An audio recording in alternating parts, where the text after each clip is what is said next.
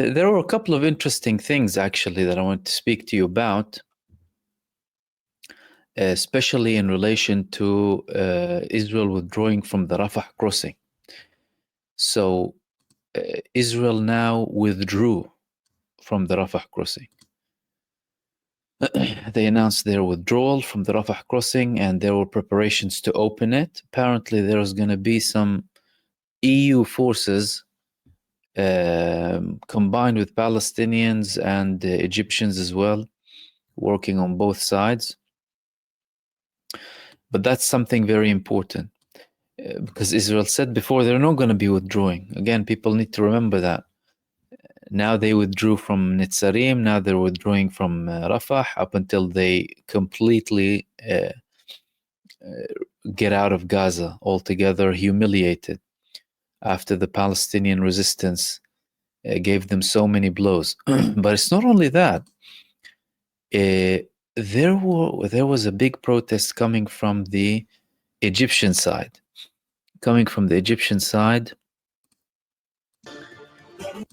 Of Rafah, because Trump is saying that oh no, they're going to have to accept people from Gaza, Jordan and Egypt. They told him, no, we're not going to accept that. We're not going to accept that. But now there were protests on the Rafah side, on the Egyptian side of Rafah, and that's a message coming from Egypt that if Trump wants to, escalate, we'll escalate too.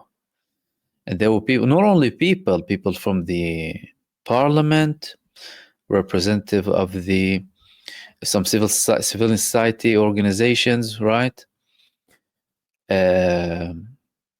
Organizations from Egypt. This was one of the videos that was published today. Let me share it with you.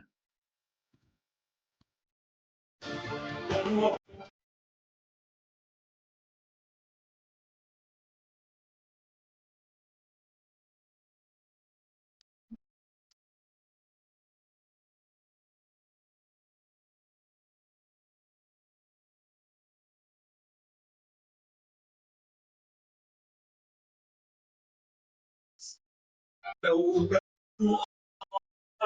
قدموا البيوت.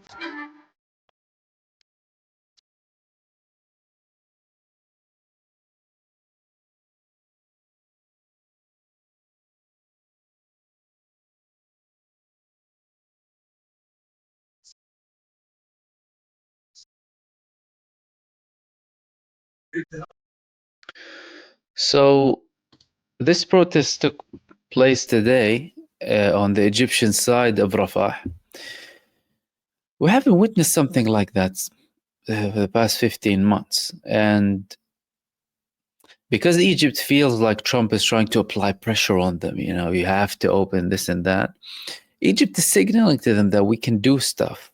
We can do stuff. They can use really some leverage when it comes to any attempts to ethnically cleanse Gaza. And this is one of them. Small move of what they can do, which is showing really a clear rejection from Egypt and also from Jordan too,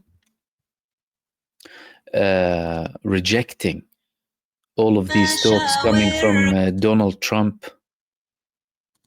about expelling the Palestinian people.